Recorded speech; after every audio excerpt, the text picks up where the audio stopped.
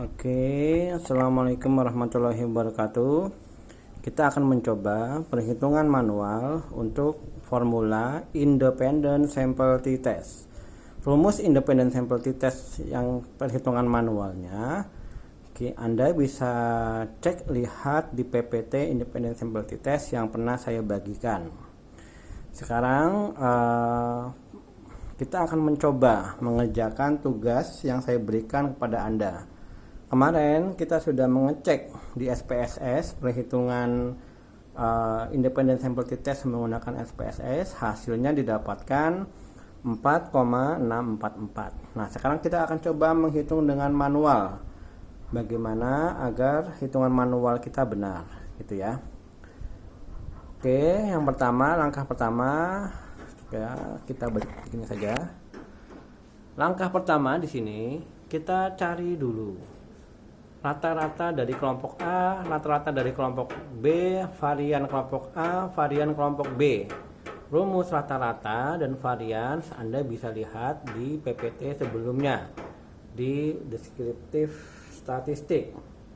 Nah, rata-rata kelompok A didapatkan 13,166. Rata-rata kelompok B didapatkan 8,666 sekian-sekian.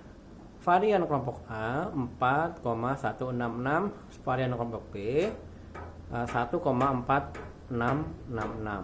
Saya lupa, kita juga tulis N-nya, NA sama NB. NA itu adalah jumlah kelompok A ya. A itu kita hitung 1, 2, 3, 4, 5, 6. Kelompok B 1, 2, 3, 4, 5, 6. Jadi di sini jumlahnya adalah 6. Ini 6. Nah, ini yang perlu kita ketahui terlebih dahulu dari independent sample t-test. Nilai-nilai ini dulu yang kita perlu ketahui. Lalu langkah kedua, kita mencari varians dari kedua kelompok. Varian kedua kelompok, cara mencarinya bagaimana? Itu Anda bisa lihat di rumus yang saya bagikan. Kalau di rumus yang saya tulis ini kurang jelas gitu ya, Anda lihat varian kedua kelompok itu dicari dengan cara jumlah sampel kelompok A diambil 1 dikali varian kelompok A ditambahkan jumlah sampel kelompok B diambil 1 dikali varian kelompok B dibagi jumlah sampel kelompok A diambil 1 ditambah jumlah sampel kelompok B diambil 1. Kita masukkan angka-angkanya. Setelah dimasukkan, NA-1, 6 diambil 1 setelah dengan 5. S kuadrat varian kelompok A itu 4,166. Terus varian kelompok B itu 1,466. Ini juga sama, NB-1, 6 diambil 1 sama dengan 5. Dibagi, ya 6 diambil 1 ditambah 6 diambil 1. Sama dengan 5 kali 4 itu adalah 20,83 sekian-sekian. 5 kali 1,4 7,3 sekian-sekian. Nah, ini dibagi 5 tambah 5 sama dengan 10. Nah, kalau dihitung, maka hasilnya itu adalah ini 2,816 sekian-sekian. Itu adalah varian kedua kelompok, didapatkan 2,816 sekian-sekian.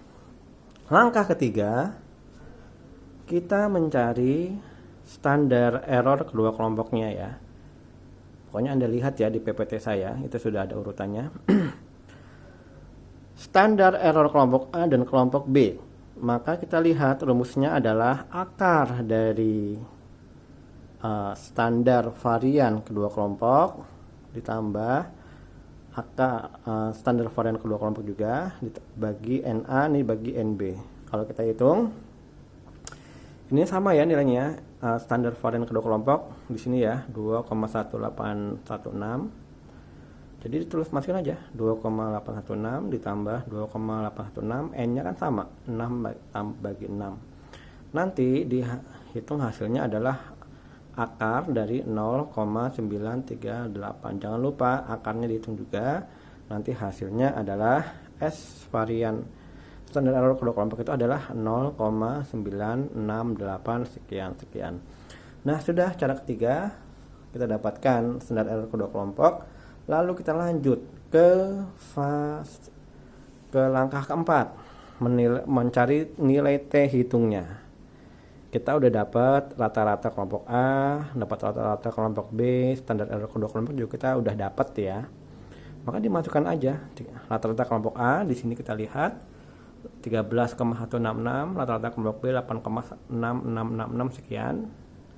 Dimasukkan rata-rata kelompok A, rata-rata kelompok B, ini ya 13,166, 8,666 dibagi SXB ya, apa namanya, standar error kedua kelompok ya, itu sama dengan 0,896. Ini dapatnya di sini tadi 0,896 ya, sorry 0,8968. Ini dibagi 0,968. Nah, Anda cari 13 dan 8 sekian 4,5 dibagi 0,968, hasilnya T-nya kita dapatkan 4,644. Persis mirip dengan hasil yang ada di SPSS.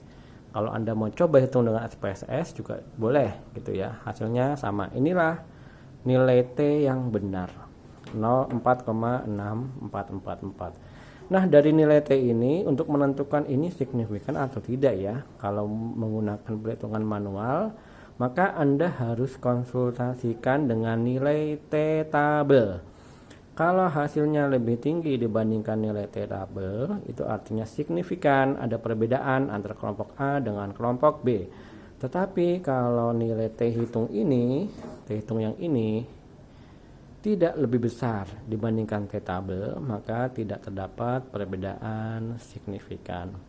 Demikian cara menghitung manual uji T independent sample t-test. Ada 4 langkah ya, Anda jangan lupa. Intinya nanti semoga Anda bisa semua mengerjakannya dalam ujian. Nah, nanti mungkin Anda cukup mencari nilai T-nya saja. Untuk nilai signifikansinya Anda butuh yang namanya T tabel. Oke, sekian. Wassalamualaikum warahmatullahi wabarakatuh. Terima kasih.